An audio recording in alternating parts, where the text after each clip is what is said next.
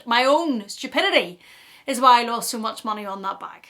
So that was not a great buy, another huge mistake, another huge loss. Learn from my lessons, people, because if you get it wrong, if you buy the wrong bag, a bag that's not for you, the videos out there that tell you handbags are an investment, they really aren't. Maybe the very odd one is, but buying and selling bags is difficult, it's expensive, you lose money, there's fees. They are not financial investments for the most part. Hello, welcome back to my channel. Thank you so much for joining me today, and I'm laughing because I know how hard this is going to be.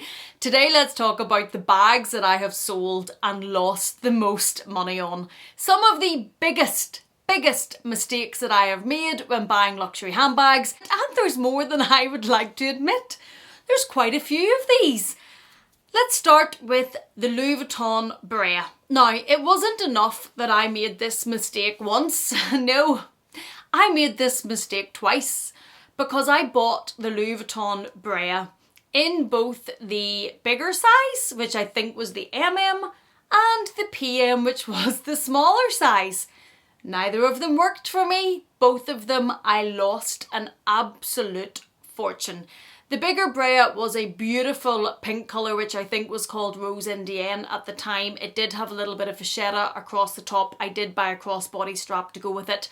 I bought this bag because I thought it was absolutely stunningly beautiful. It was Vernay leather. The colour was just my favourite pink colour. It was absolutely stunning. But this bag was never going to work for me. I bought this bag before I knew my handbag self. Let's get deep and meaningful. Before I knew what worked for me, before I knew what I should spend my money on, before I knew what I actually used and loved, I bought this bag when I thought I should buy a proper handbag. A handbag that was a big, proper looking handbag that I was never going to use, regardless of the fact I loved the colour of it. But I bought it, I didn't think it through. I remember going into the store, and this is a lesson for us all, because I went into Louis Vuitton in San Francisco and I was so focused. I was single-minded that I wanted this bag. I'd seen this bag, I thought it was beautiful. I didn't even take a moment to consider the bag, the size of the bag, if the bag would work, how I would carry it. I knew that I only really used crossbody bags, so I bought an extra crossbody strap to go with it at a cost of probably £400 or so, but it didn't work. It was far too big crossbody. When I tried it on, if I hadn't been so dogged and single-minded in the belief that this is the bag that I wanted, I would have realised this is not going to work. I would have realised this bag's huge. It's not a crossbody bag. This is not a good purchase. But no, I decided that's what I wanted and that's what I was going to have. I remember going into the store, it wasn't even on display, I had to ask for it. They had it. I remember thinking, imagine if there was like a small pouch crossbody type bag. I could actually really use that, but you wouldn't spend that sort of money on a small pouch crossbody type bag. Oh, how I have learned, how I have evolved. But back then, I went for this, didn't think it through, bought this bag. That's number one. Brea mistake number two. Then I was in Manchester with my husband sometimes later, and I saw the Brea in another stunningly beautiful colour. It was a slightly deeper version of the initial Brea. It was probably a bit like these Chanel minis over here, and it was in the PM size. It came with a crossbody strap. It worked a little bit better because the bag was smaller, but it was a very structured bag. It was a Vernay leather as well. It worked best as a handheld. It was very, very structured. It was a bag that I thought was beautiful, caught my eye. I remember seeing it and then nothing else was going to even be looked at. I saw that bag and I thought I want that bag because it was beautiful. But again, I didn't think through or really know my own lifestyle, I suppose, and what worked for me and what bags I used. And I was very early into my handbag buying journey and I just hadn't learnt lessons yet. And again, this bag, I got it too structured, too boxy when I wore it crossbody, didn't wear it handheld enough and didn't work. And I sold both of these. I sold the larger Brea before I really knew what I was doing, and I sold it on Vestiaire Collective, and I think I sold it from memory for about half of what I paid for it. I know. And I had worn that bag once for about an hour realised that it drove me nuts and it was far too big and I just wasn't going to use it, and sold it for a ridiculously low price. I think about half of what I sold it for. And that's a lesson as well. If you buy colour bags, if they're not a very sought after colour, for example this 19S Chanel up here or the rose gold, those are sought after colours. They should sell. Even with the resale market having calmed down, the price might calm down, but they should sell.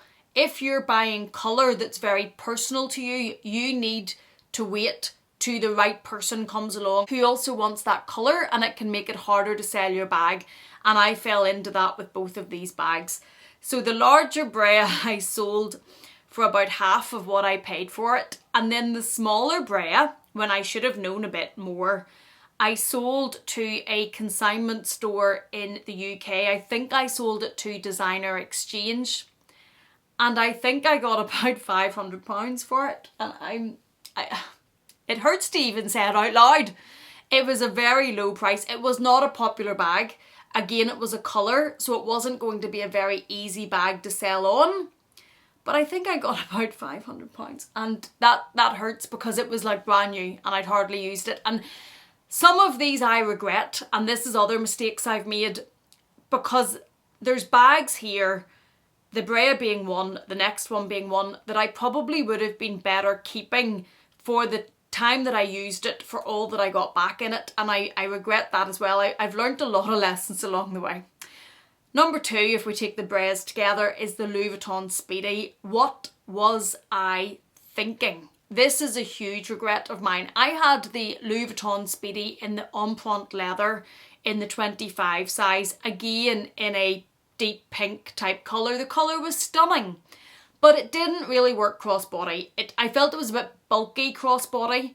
I didn't really like wearing it on the shoulder, but I sold this bag, again, not really knowing about consignment, etc. I sold this bag on eBay. Now, it was completely legit and authentic because I bought it myself in Brown Thomas in Dublin, and I think it cost me around about £1,800 at the time. And I sold it, I remember, for around about £520. Like, that's just, what was I thinking? What was I thinking? I lost about 2/3 of the price of that bag. Now, when I sold it, it did have a bit of colour or corner wear, on it, so it wasn't in perfect condition. There was always going to be a loss on it if you were reselling it. But that bag I lost a fortune on, and I never should have sold it. I should have kept that bag for the times that it worked. And the bags I'm going to talk to you about in today's video, none of these are bags that I've sold and lost a few £100s on. Because generally, if you've had a bag and it's not in pristine condition, or it's not a very sought after bag, you're going to lose a bit of money. So these are not ones that I've lost the few £100s that you would expect to lose. These are all ones that I've lost big chunks of the value of the bag, even though they've been in very good condition. And it hurts to remember them and walk down memory lane, but we shall keep going. Number 3, I sold a Chanel Square Mini in Caviar. Where is my... I have a Chanel Teal Mini, I think it's under the corner of the chair here, in the chevron, in the rectangle, and I love that bag. I wanted the Chanel Rectangle Mini in the teal colour, and I couldn't find it. But I did find the Chanel Square Mini in the quilting in Caviar, and I bought it. And this is another lesson. Don't buy the bag that's kind of like the bag you want, because you'll still want the bag you want. So I bought the Square Mini. The Square Mini doesn't work for me. It's too short as a chain length, and the square, to be honest, looks very small on my body size. I think the length of the rectangle suits my proportions better, square not so much. But I bought the square because it was the right colour. And then, of course, I came across the one I actually wanted, which is the rectangle one, which is over here in the chevron, and I bought that too. Don't need 2 of them. Decided to sell the Square Mini. Now, I know what I bought the Square Mini for, and I knew what I just spent to buy the Rectangle Mini. But I sold the Square Mini at a ridiculously low price. I think from memory, I sold the Square Mini for around about £2,100 in Caviar, in perfect condition. That's unheard of. Even a few years ago, that's unheard of. And the reason I did that was I didn't really know much about buying and selling at the time. I hadn't done my research, and this is what I say to everybody: if you're selling bags, do your research, check out consigners, check out market price.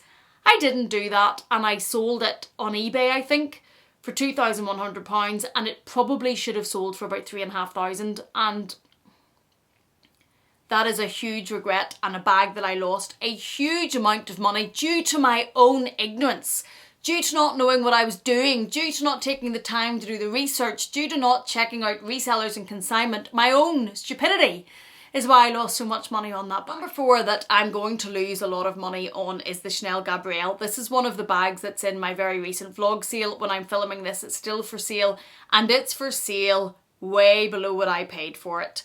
I think I paid for this bag around about 4,600 because I wanted it with the strap, the extra Chanel strap across it, and that added about £1,000, I think, to the value. And when I was looking for the bags to do the vlog sale and send them to Rod, because the vlog sale's with Rod from the Luxe Theory, I found the receipt for it, and I think it was about 4,600, and I think it's about 1,500 below retail, and then obviously Rod's fee comes off that, because Gabrielle isn't one of the most sought after bags for Chanel. It's only was priced so high in the first place because I wanted that strap. Not everybody's going to pay the extra for that strap. I think I'm going to lose on that bag more than maybe like 1,700-1,800 once the fees come off, because it's just not that much of a sought after Chanel bag, and that hurts because I think I used that bag once or twice for about an hour. Not a long time at all. The bag's in perfect condition. Somebody's getting a fabulous, fabulous deal, but I'm losing a fortune on that bag because of it being a bag that's just not overly popular. And I did get a comment on that vlog sale saying that my vlog sale video was exactly the reason why bags are so expensive on the retail market, or the resale market, sorry. And I have made a video about that. I'm not sure which will go out first, but this is a perfect example of how that vlog sale was not about me making the resale market very expensive. I'm losing a fortune on some of these bags. The next bag that I lost a lot of money on when I sold was the Chanel Deauville, and this is a bag I never should have bought in the first place. I've talked about this before. This was the very beautiful Chanel Deauville with the pink glitter running through it. It's a stunning, stunning bag, but I bought this for my fantasy life. I bought this and pictured myself in the sun, by the beach, no children to look after, all very glamorous. Probably had spent too much time on Instagram whenever I bought that bag, and just did not buy it for my lifestyle. It just never worked. And from the day and hour that bag arrived, I kind of looked at it hanging on a shelf and thought, I've made a mistake. That bag's not right. And when I tried it on, didn't love it. It just was a mistake from the outset, and it was quite a difficult bag to sell. So I initially tried to sell the bag quite close to what I paid for it, and it just didn't move, it didn't sell. In the end, I ended up selling that through a consignment store in Dublin, and I think from memory, I lost about £700 on that bag, for a bag that I think I had used once again for maybe about an hour or so. So that was not a great buy, another huge mistake, another huge loss. Learn from my lessons, people, because if you get it wrong, if you buy the wrong bag, a bag that's not for you. The videos out there that tell you handbags are an investment, they really aren't. Maybe the very odd one is, but buying and selling bags is difficult, it's expensive, you lose money, there's fees. They are not financial investments for the most part. And take this from me as to how much I have lost on selling all of these bags, and there's lessons there, people. The next bag I've lost a lot of money on was the Fendi Montresor. Now, I bought this bag on a whim. I saw this for sale by another YouTuber and I loved the print. I loved the red of the Fendi Zucca print against the neutral background, but I'd never had a bucket bag before. I didn't really know how the Fendi Montresor sits crossbody, how it attaches. There's a couple of different attachments to put it across, and it just didn't work for me, and I didn't love it. And I bought it on a whim and didn't think it through. It was impulsive, liked the colour, didn't think through how the bag would work. And I bought it. The particular YouTuber had sold it pretty close to retail. I didn't do my research. Fendi Montresor bags don't really hold their resale value.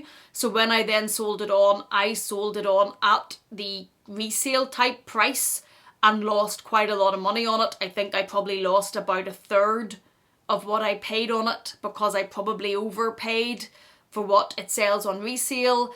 And yeah, lessons learned. And the last bag that comes to mind when I was making this list, there could be more, but I think this is enough. I think I have tortured myself enough about what's lost in these bags without going back and thinking about others. But the last one was the Louis Vuitton twist, and this is one that I was happy to sell. I had for a while. It was still in fabulous condition. It was the Louis Vuitton in the size in the burgundy epi leather, and I sold this for half of the price that I paid for it, but I sold it on a vlog sale to one of my subscribers, one of my viewers who loves that bag, and I thought when I checked out the resale price of these bags that was fair because they weren't at that time holding their value that well. I think the twist has had a bit of a resurgence because Louis Vuitton's pushing it a lot and putting a lot more money and effort into marketing it and making new versions. So I think they might hold their resale a bit better now.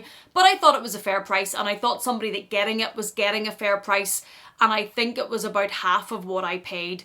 But it was one that doesn't hurt like some of these others because I made a conscious decision and it was the right price for the person buying it, and I thought it was the right thing to do. So that one doesn't hurt as much, but I did still lose half of the money I paid for it. But at least I'd had use out of that bag, and it wasn't like one of the ones I'd bought, used once, realised I'd made a really big mistake and lost a fortune on. Those are the bags that I have lost, I think, the most money on whenever it came to reselling bags.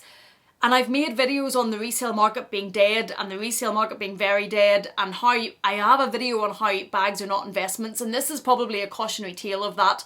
For the most part, when you're selling bags, you're going to lose money.